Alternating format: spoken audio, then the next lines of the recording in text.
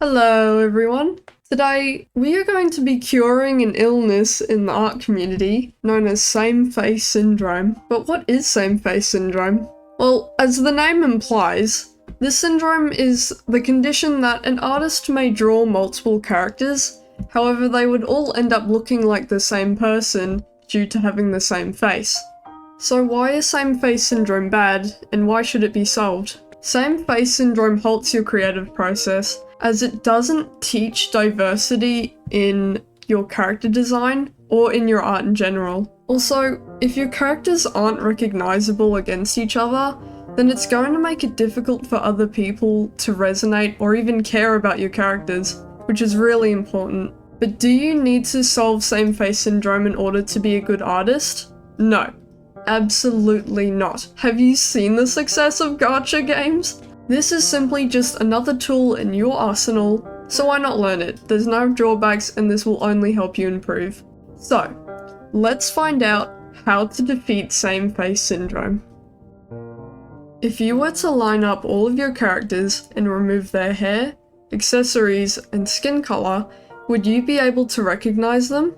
If the answer is yes, then you're on the right track. This is very good. Alternatively, you could even go to a friend of yours with this lineup and ask them if they could recognize your characters. If the answer is still yes, congrats, you do not have same-face syndrome. However, if the answer is no, then I'm gonna help you by showing you my characters and the way that I defeated same-face syndrome. Let's start with Ambrosius. Ambrosius is Southeast Asian, so I gave him a tan skin tone.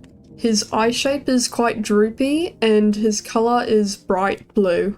Under his droopy eyes, I also gave him thick eye bags. This helps represent him as a sleepy character, a sleep-deprived character, I should say. He has a long hooked nose and full lips. Across his cheek and nose is covered with light to dark brown freckles. For his face shape, I made it long and slim. His eyebrows are quite regular, nothing fancy going on there. He also has a scar on his face, starting from his left jaw and up to the cheek. And for accessories, Ambrosius has glasses and usually a bandage patch over the scar, but for this example, I have left it out.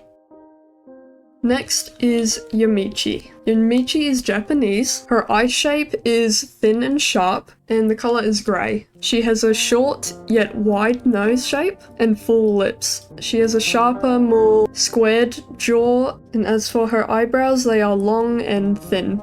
Underneath her bangs, of course. For her accessories, I gave her traditional Japanese white makeup all over her face, along with markings under her eyes to symbolize eye bags as well.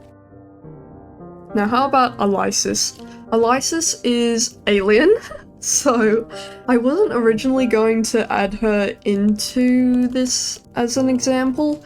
However, I wanted to chuck her in to show how diverse you can get with faces, which I was able to exaggerate with Elysis considering she's non-human. So she has got quite an orange skin tone, very sharp and exaggerated cheekbones, 4 pink eyes with no pupils. Her nose is quite animalistic. She has a prominent upper lip and a non-visible lower lip. She has small yet thick eyebrows and a sharp jaw. She also has a scar that crosses from her chin up to her nose. Next is Marcellus. Marcellus is a white guy.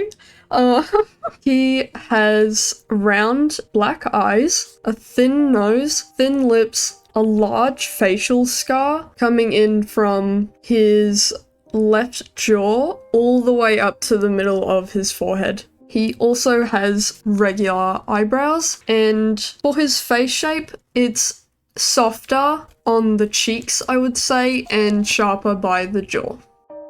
And lastly, we have Zayed. Zayed is African. He has a softer face shape with more round cheeks.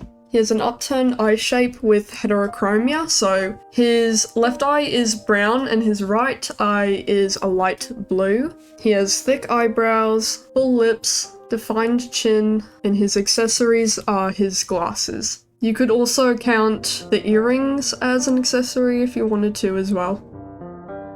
A question could be, do all of my characters need to have different features across all of them in order to be recognizable against each other?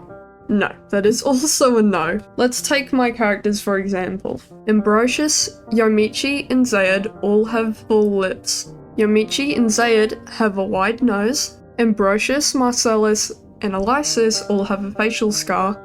And Marcellus, Yomichi, and Zayed all have black hair.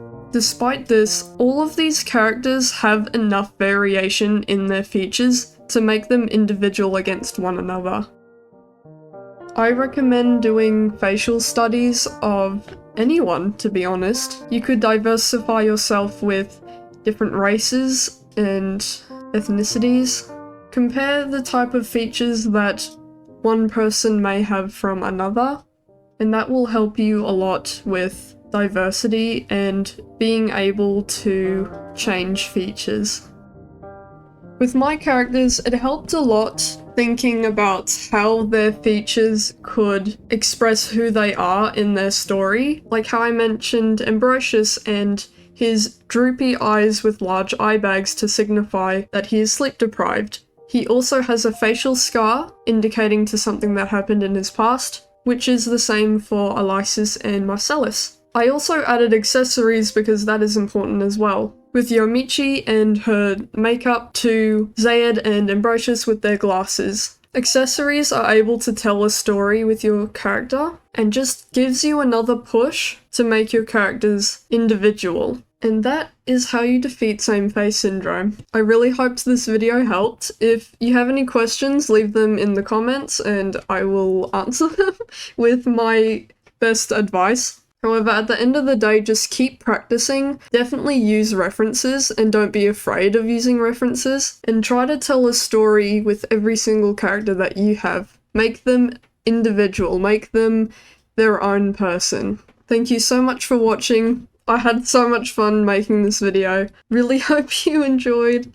If you'd like to see more videos from me, more tutorials or tips or anything, you can leave a comment of what you would like to see, and yeah, I'll see you next time. Thank you so much. Love you, bye!